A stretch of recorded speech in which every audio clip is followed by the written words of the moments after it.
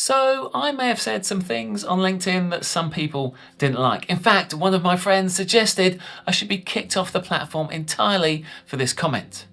I merely said that we all know that filter is the best lookup function. Now, this wasn't me being controversial. I believe it's true.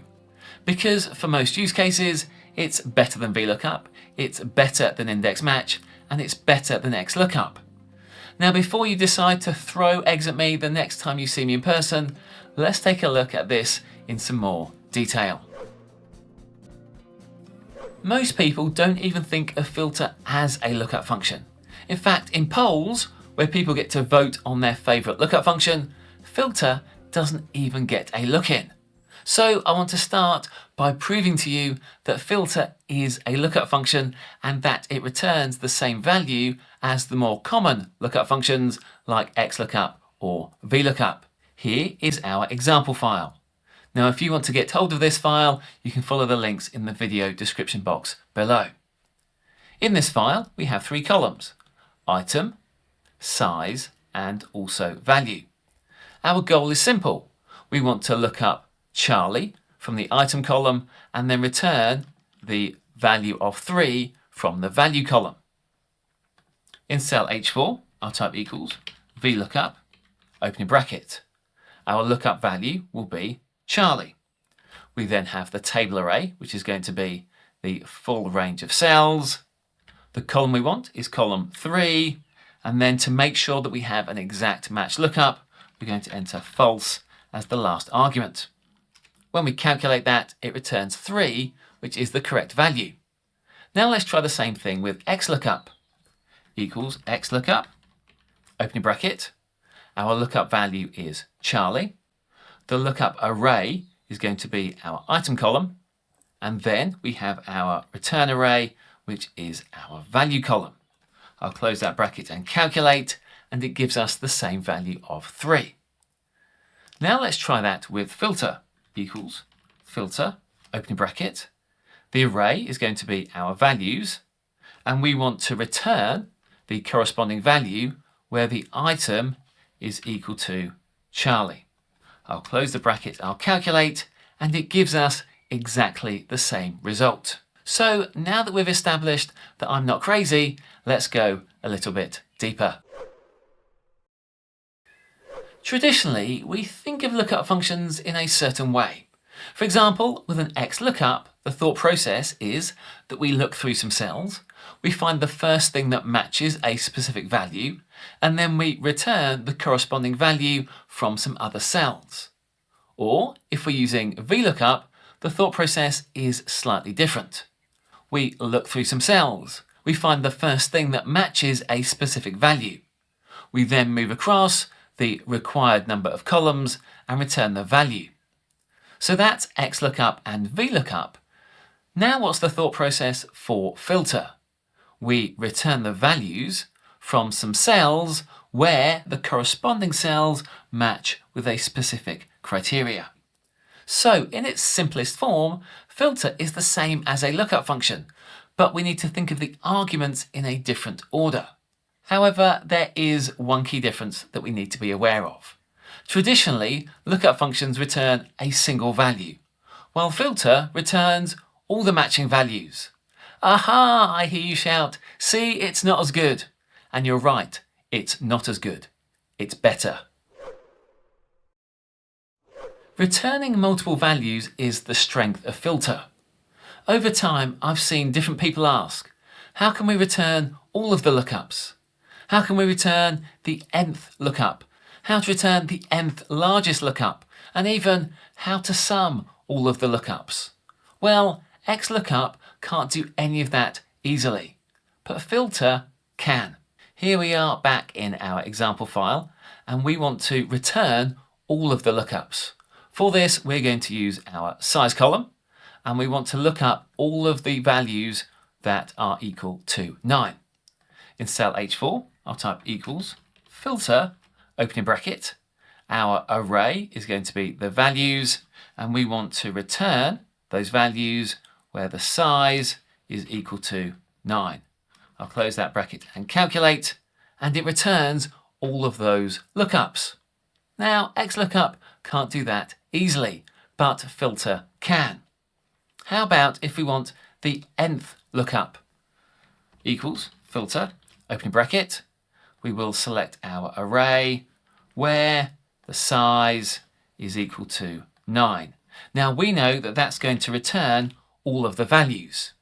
If we only want the first value, we could use the index function, for example, and say that we want to return the first item. But what if we want the second or the third item? Well, we simply change our index value to return whichever item we want to return. So now filter is returning the second lookup item. Now, what if the scenario is that we want to look up the largest value or the second largest value? We can use equals, filter, opening bracket.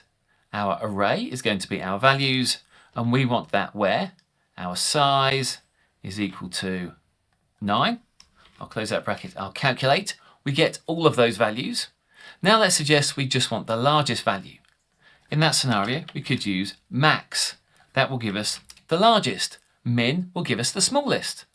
Or if we want the nth largest, we could use the large function. And we want that, let's say, the second largest. When we calculate that, we now get the second largest lookup value. And we can also use small if we want to get a small value.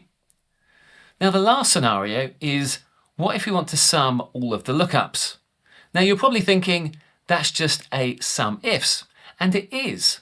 So I'll type equals, filter, open bracket. The array is going to be our values. Our include is going to be our size, where that equals 9.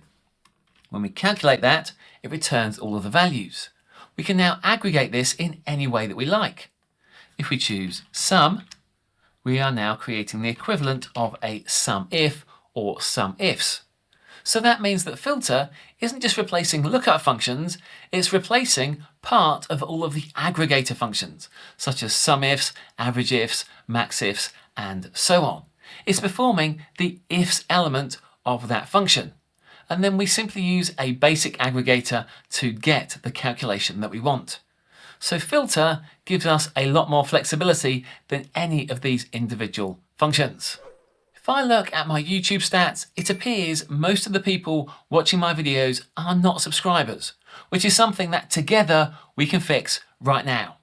So if you're not already subscribed, go ahead and click the subscribe button and make sure you're getting notifications. Not only will that make the chart move, but you also won't miss out on any of our future videos.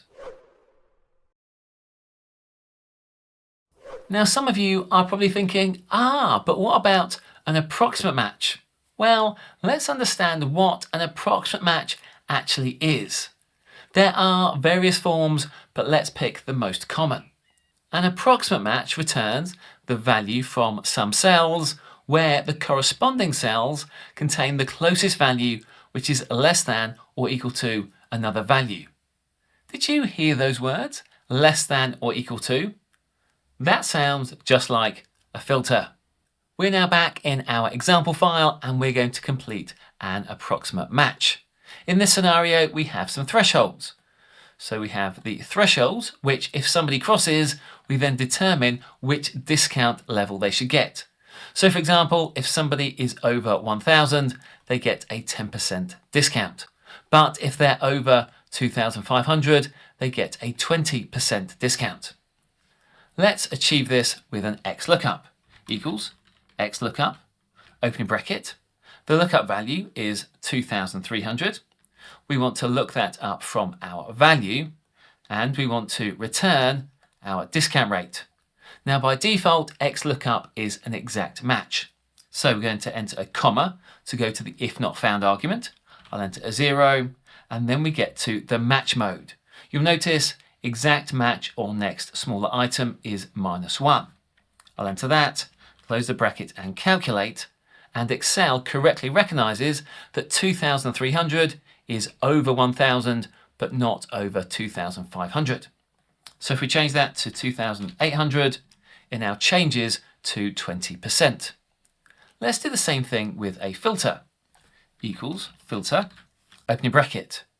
We want to return our discount, and we want that where our value is less than or equal to the value. I'll close that, I'll calculate. You'll notice we now get two values. And that's because filter returns multiple values. But if we wrap this in a max, we could also use a large of 1. That then returns the 10%. If we change it to 2,800, it returns 20%. So using filter and an aggregator like max, we can get an approximate match. Not only that, but we could go further. We could get items that are further away than just the closest item. We could get the second closest item or the third closest item. And that's because filter is much more flexible than XLOOKUP for an approximate match. If you're an advanced user, you might be thinking, but how can we spill multiple filter functions in the same way we can with XLOOKUP? And the answer is that we have to use the Lambda helper functions such as map or make array. They can help us to spill in any direction. Also, the other area you might have thought of is wildcards, because XLOOKUP has a feature specifically to handle wildcards. We don't have that in filter, but the good news is that we do have all of the new regex functions. Therefore, regex test means that we can do much more than we can with the wildcard features inside XLOOKUP. Ultimately, this video isn't really about the best lookup function. That's a subjective discussion. Instead, this video is about presenting you with a different way of approaching calculation. Because virtually all data analysis can be created using a group, filter, and aggregate method. First, we identify what we want to group by, for example, the value Charlie. Secondly, we filter the data down to those criteria, and we do that using the filter function. Finally, we take the results from filter and we aggregate them to return the calculation that we want. That could be an index to get the position, or a large to get the nth largest item. It could also be a sum or a max, whatever aggregator we want. This approach of group, filter, and aggregate is used in pretty much every so-called advanced scenario. So why don't we approach basic scenarios with the same method? Then, because we know every formula is going to follow that pattern, it significantly reduces complexity. And once we retrain our brains to thinking this way, the advanced scenarios cease to be advanced. They're just applying that same group, filter, and aggregate method that we use for all of our calculations. There is a significant area that we need to discuss, and that is performance. Because filter is so flexible, it means it doesn't calculate as quickly as other lookup functions. Now, for the vast majority of workbooks, that won't be an issue. But if it does become an issue, you then have a reason to diverge from the group, filter, and aggregate method, and then use other functions for those scenarios. But let's treat those as the exceptions rather than the base scenario. And there you go. That is a different way of thinking about calculation that solves most advanced scenarios. So for consistency and to reduce complexity, why don't we apply that to all scenarios? That means we're going to replace lookup functions with filter. Thanks for watching, and I'll catch you next time.